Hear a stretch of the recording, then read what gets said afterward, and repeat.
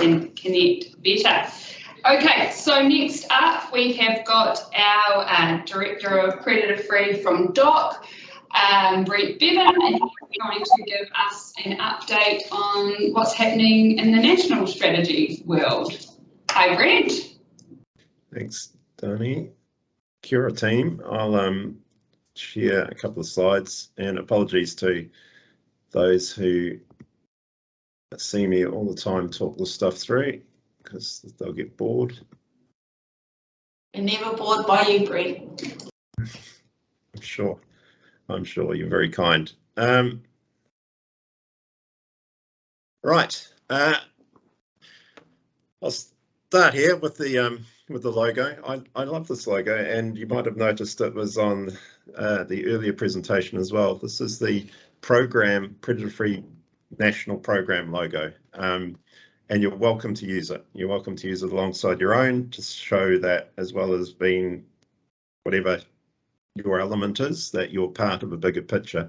And I think it's probably reflects a real paradigm shift in conservation that I've noticed in the last 15, 20 years, has been away from the idea of nature being separate to people and being treated like, you know, the place you go to see nature, to that understanding now that nature and people are intrinsically linked, and we've got to deal with it together if we're going to make any progress.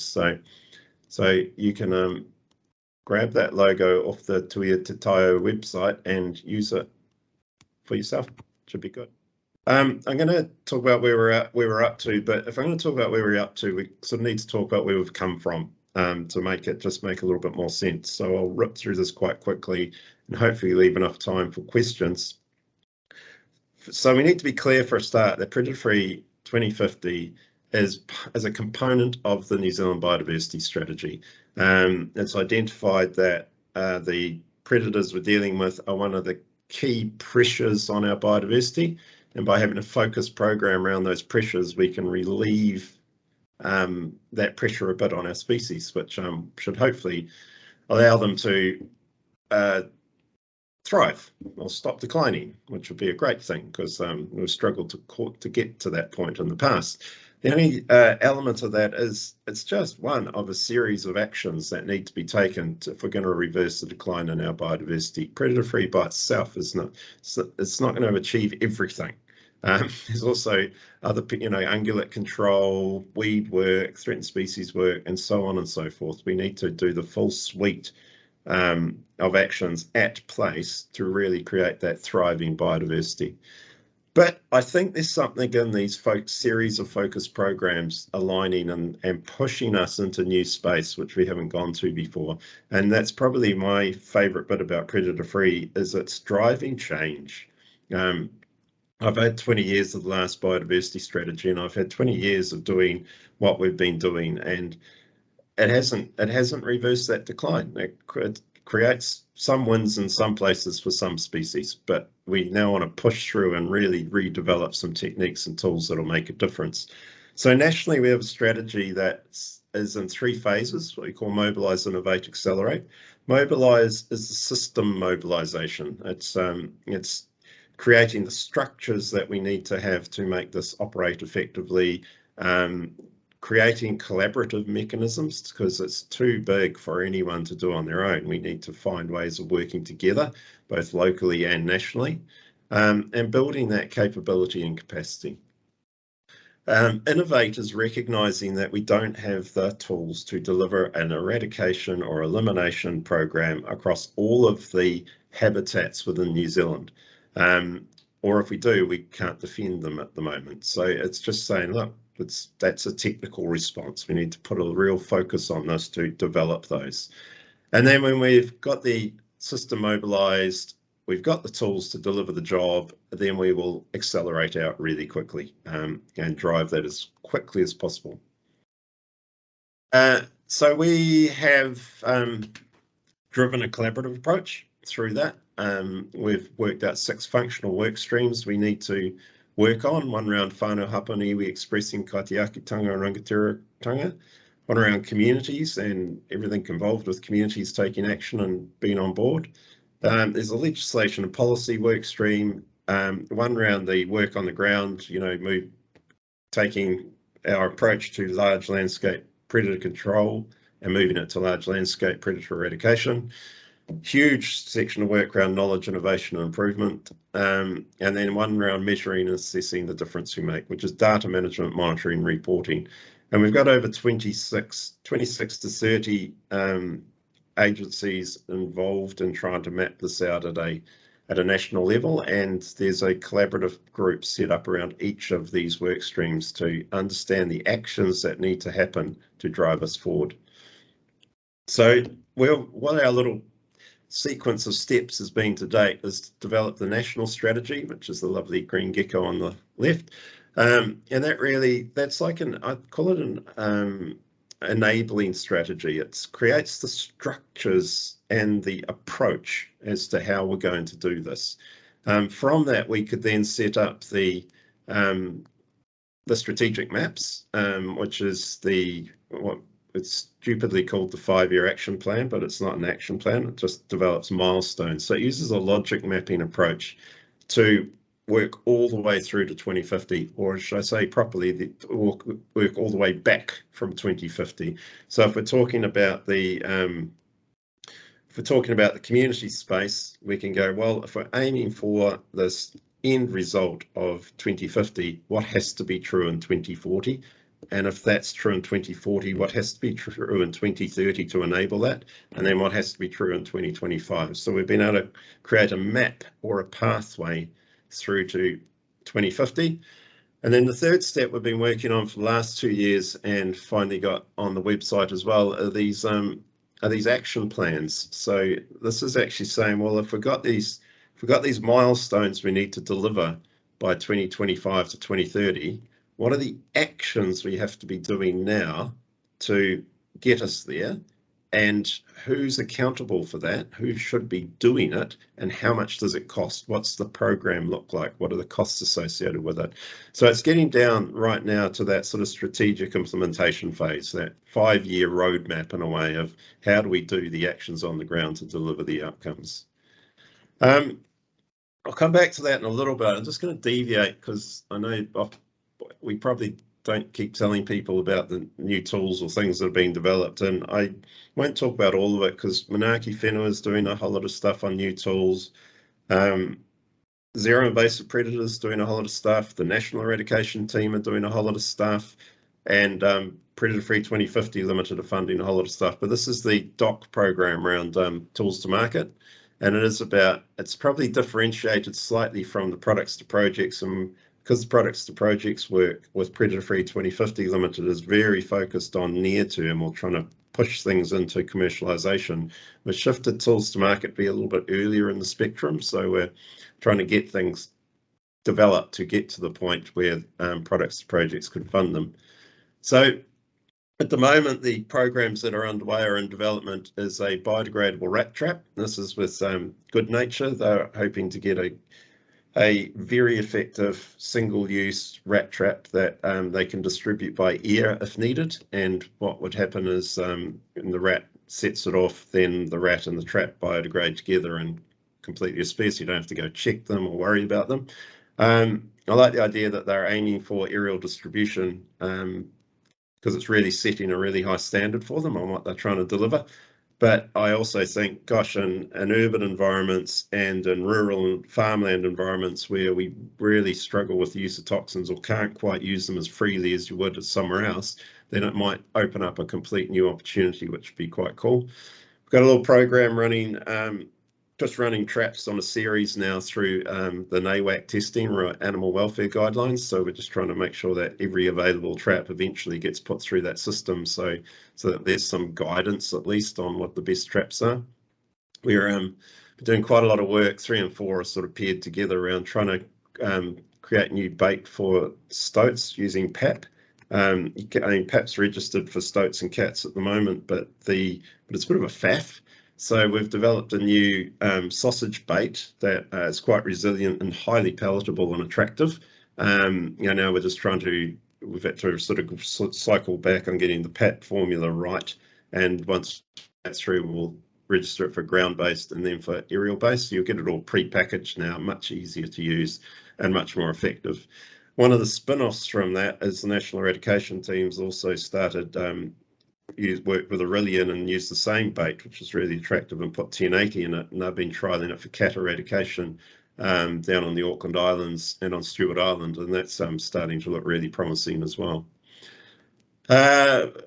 Doing quite a bit of work around drones, heavy lift drone, and there's some work around hyperspectral imagery as well.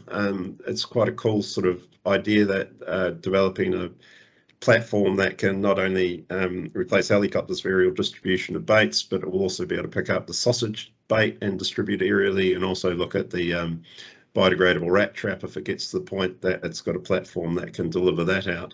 And one of the key advantages in this shift and focus on drones now is it just drops our carbon output considerably. Since we get into carbon accounting, we can't keep using helicopters to do what we've taken for granted as a large scale pest control technique. So vital change over time. And then we've been starting developing these long life multi-species lures. So these are chemical lures that are just as attractive as natural food products, and but they last 6 months, smelling fresh as a daisy every day. We've also just started another procurement round, and we should have the finalists on that soon. One's just trying to find a really user-friendly system for processing images from cameras. So I think a lot of people are using cameras now, and you end up with thousands of images. So this is using artificial intelligence to sort those out for you. So it'll just tell you how many stoats or how many cats or how many whatevers are in each, and the total number of images. And they exist, those systems exist at the moment, but I wouldn't call them user-friendly. They take a little bit of nous or a little bit of background in artificial intelligence or some training. So it's just taking it the next step, so it becomes something everyone can use. The second one is just more tools for remote sensing for predators at low density. This is part of our, this eradication and defence space. When we get down to really low densities of animals, we need to find ways to find them and remove them. And that's not only for removing the last of an animal from an environment, but the way we might defend these sites as well. If we get 2 cats in 100,000 hectares, you want to find something that finds them and allows you to deal with them really quickly. And then the third one is filling what's become quite a glaring need for us, is some more tools to target rats at to get rats at larger scale than we do at the moment. I think everyone who steps into the rat space will know it's just damn hard at the moment.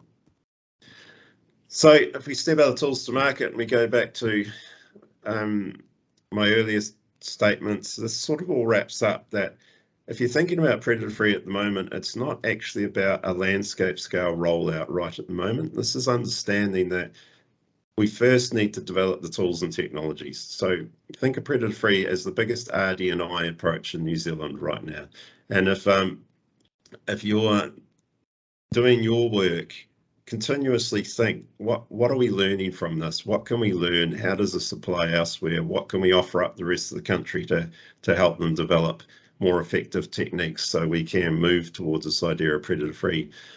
So we developed this graph because there was a bit of a misconception. If you look at this little graph on the right, there's a lot of people who will say, look, there's about 26 years to run. There's about 26 million hectares in New Zealand. We should be doing 1 million hectares a year. And so they have this very linear hectares versus time graph. And it doesn't take much thinking to realize that that's just a crock of brown stuff. Like, it'll never work like that. If we start trying to take that approach, we're going to hit a financial limit because we've got really expensive methods right at the moment, which we need to get a little bit cheaper. We're going to hit social limits because we haven't done the work to bring everyone on board and make them feel a sense of ownership in what's going on. And we're going to hit technological limits in that we don't actually have the tools to go everywhere. We don't know how to achieve eradication in some of these environments yet. So instead of doing that, we sort of shifted the thinking into this idea that, well, it's actually going to be a little bit more parabolic with some jumps as we learn about certain environments and things become possible. But the main thing you should realize is at the start, for the next foreseeable period of time, the first third of this program, The investment, if you look at the pie graph at the bottom, is all about RD&I, huge chunk of RD&I in the innovate space, quite a bit in the community space about trying to bring people on board and help them understand, and a little bit in the acceleration phase.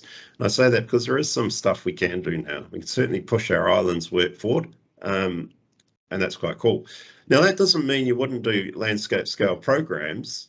So we might do some more investment, but they'll be very targeted to learning or solving an issue. So these be more like field trials or pilots or understanding, well, how do we do this in this environment? So that's for the next period. We then, in the end, you'll see in the last part of the conceptual framework, we'll do most of the area in this period. This will be when we know how the hell to do this, and we've got everyone on board and we've got this stuff going. So we're going to really roll it out quick. And you'll see that most of the investment at that stage is in the accelerating, sort of doing stuff on the ground. Quite a bit of stuff still with communities, but a much smaller function in the innovation and learning space. And the middle stuff's the transition period. We'll just be shifting across as we develop, and obviously don't lock in the years on this. This is all very learn as we go approach. So to help that, we did have a successful budget, but this year we got $64 million over 4 years, and with a baseline at 25 million a year. Now I know it says 61 up there, that's 61 operating, and there's a bit of capital expenditure as well sitting within there, which isn't shown in this space. This is the first centralised funding for predator-free as a program. So there's been several investments to date in some of the delivery agencies of predator-free, but we're now trying to coordinate this across all of the delivery agencies. And Treasury and government like this idea of a centralised model that will distribute the funding out, but can collate it back together and tell a whole of program approach. And I think if I am a taxpayer in New Zealand, what appeals to me about that is I will be able to see how is this program as a whole starting to come together and drive forward. So we're also probably rebalancing a little bit because there has been quite a lot of investment into landscape scale responses. So this is just a bit of a rebalance into more of the mobilise and innovate phases. So we've still got some investment in acceleration over the 4 years, and there'll be a bit into some eradication projects, about $4 million, and there's a choice on those collaborative groups we run as to whether that's a new site to learn something different, or whether we reinvest that into existing sites to bolster the option of learning, if that makes sense. So I asked it at the Predator Free 2050 Limited Project Hui, whether did anyone feel they had the total amount of wraparound science support they needed to enable them to learn at the rate they needed. And not one person put their hand up. So I think there's something in that, making sure we're maximising the lessons we gain from each of these projects. And then there's a bit of investment in offshore islands, because we know how to do that and we can start driving that forward, but they also provide these beautiful little test cases for new technologies that most offshore islands have very low reinvasion rates, if at all. So they make quite a clean little experiment for seeing, can these technologies achieve eradication? Quite a lot of investment will roll out in the next 4 years in innovation space. We're putting investment, quite a substantive investment in Mātauranga, local Mātauranga research initiatives. We don't know exactly what this looks like yet, but it's along the approach that we need to invest if we're going to stimulate and grow that area of knowledge. So we've got that'll be quite an interesting space over the next few years. But more in social science, but more in data, trying to understand how we do data at a national level for this. And then quite a bit into more specific science projects around species-specific toxins, predator ecology, and so on and so forth. If you look on the other side, most of this is sort of in what we call the mobilised space. We separated into two parts. There's one's around sort of some systemy stuff we need to get. So one's a strategic roadmap, or it's taking the Osprey modelling that Landcare Research do to guide the eradication of TB. They've built up a high capability and capacity in modelling at the moment, and so we want that to be developed and evolved to help guide the decision making on what's our next investment for predator free. So that'll be quite nice. And then we also, again, putting quite a bit of investment into Māori capability and capacity at a leadership roles, trying to break the, I almost call the volunteering model we seem to have across the country with iwi, whānau and hapu, where we just keep asking for their time and aren't prepared to pay. And also quite a lot of this work is trying to create a space where whānau, hapu and iwi will feel a sense of ownership of predator free, and if we don't get into that space, I don't think this will succeed long term. And then the bottom part of mobilising is about, there's a bit of comsy resource to actually just inspire people and get the public starting to build on this as they go and maintain their enthusiasm across quite a long period of time. And then there's an investment into community-based projects. And I always say that people default to the idea of backyard trapping, but I'm trying to push the idea. No, actually, most of these bigger things are community-based projects. So there's some more investment in there, as well as investment in trying to increase the number of technical people we have around the place so that that technical knowledge is more easily accessible for communities, especially in the design and problem-solving spaces. And then the last bit we put into the training thing, we've been umming and ahhing about where this sits, but I think the collaborative groups are veering towards a predator dog program. So they're just saying, look, there's a drastic shortage of predator dogs at the moment, which are becoming really effective tools, especially as we get down to that very low density area. So that's where that's going, and it's sort of phased. And don't have to worry about this slide too much. But the first year starts in July. There's only $2.9 million across the whole country, because it's just going to be spent on some of those initial setup sort of things. Then builds to 8.4 million, then builds to 25 over years 2 and 3. So it starts to really grow.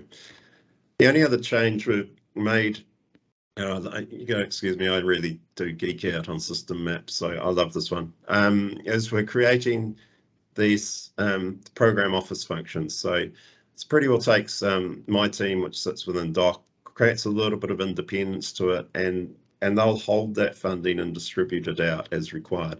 The advantage in that is it sort of protects that predator-free investment, so it doesn't get baselined into any organisation's core funding, and then it can be diverted off into other things. That makes it very tight and says, right, DOC, if you're going to deliver this is the money you're allowed, here's your time frame, here's our expectations on reporting, and so on and so forth for the other parts of investment.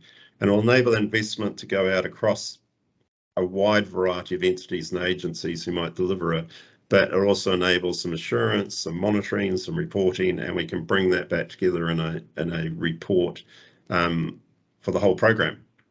It is going to have a governance. We're playing around in this space quite a lot at the moment, so trying to find a way of establishing a governance over this program office function, and that creates that slight bit of independence. So although it's likely to sit within the department, the functions and the outcomes of the work will report to the governance group as opposed to through managers and so forth. And the input, the program office is very clear. It doesn't make the decisions. This is this collaborative grouping that I've been talking about. So the subject matter experts across this wide variety of entities are the ones who are mapping the 5 years of actions. And the program office is just a neutral way of making sure that's funded effectively.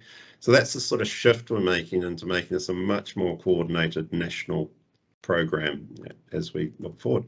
And I will just stop talking because I've just monologued enough at you guys for the period of time we have.